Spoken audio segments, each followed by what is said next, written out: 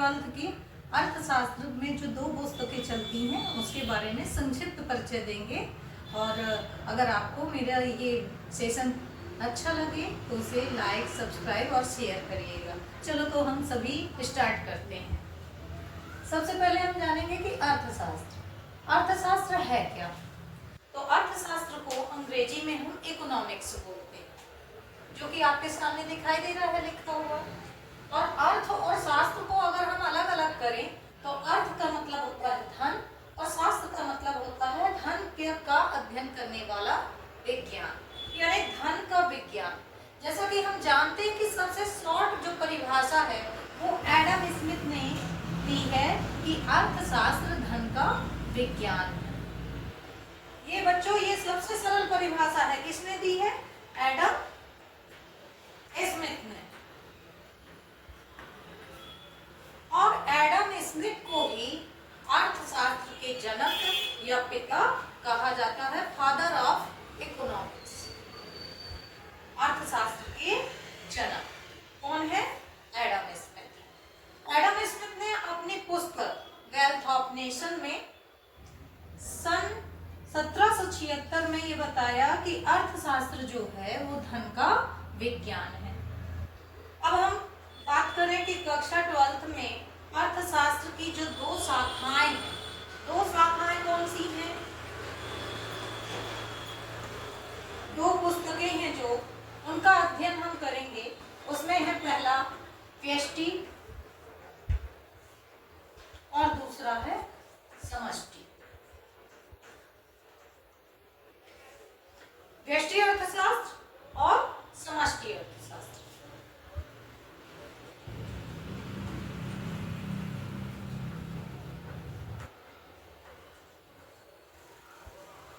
अब देखिए बच्चों, जैसा कि हम जानते हैं व्यष्टि अर्थशास्त्र का मतलब होता है माइक्रो इकोनॉमिक्स।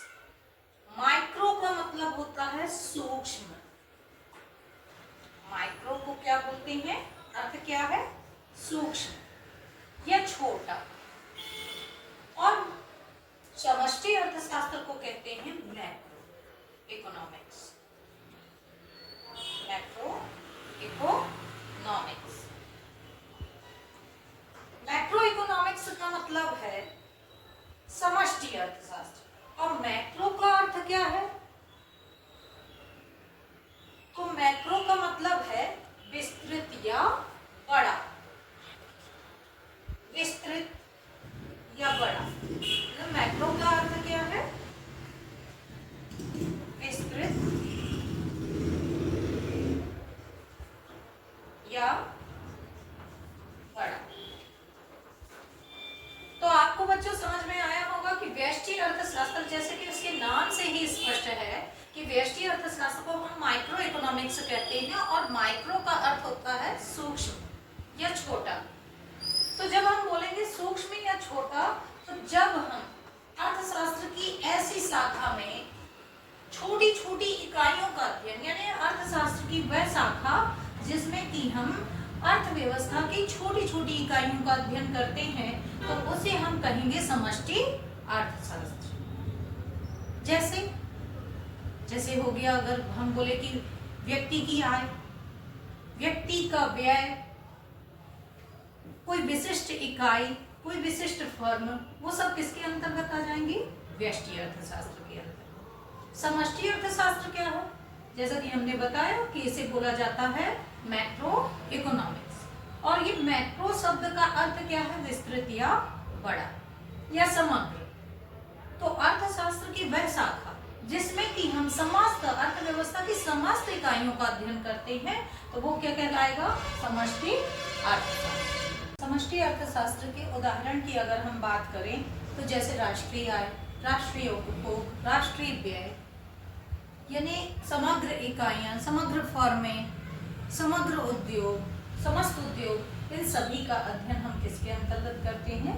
समष्टि अर्थशास्त्र के अंतर्गत। अब अगर हम इसे देखें तो हम इसे शॉर्ट में इसे फ्लो चार्ट के द्वारा तैयार कर सकते हैं। जैसे पहले हमने ध्यान रखा क्या? अर्थशास्त्र। हमें पढ़ना क्या है? अर्थशास्त्र की 2 शाखाएं, व्यष्टि अर्थशास्त्र और समष्टि अर्थशास्त्र।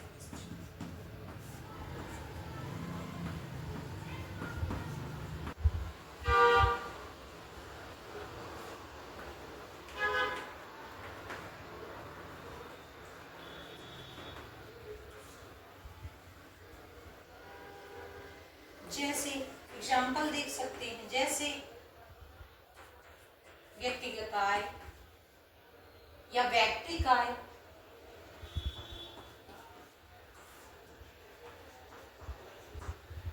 वैयक्तिक व्यय,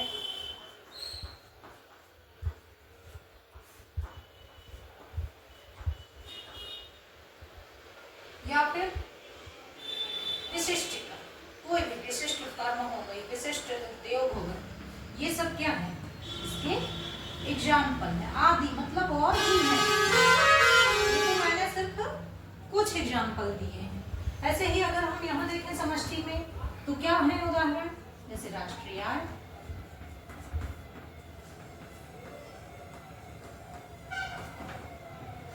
राष्ट्रीय व्यय,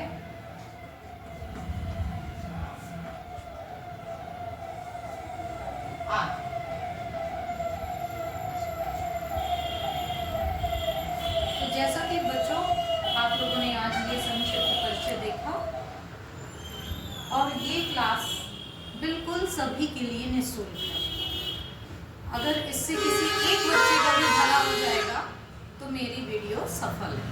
धन्यवाद। कल फिर से अपन अध्ययन करेंगे समष्टि एवं व्यष्टि अर्थशास्त्र में अंतर।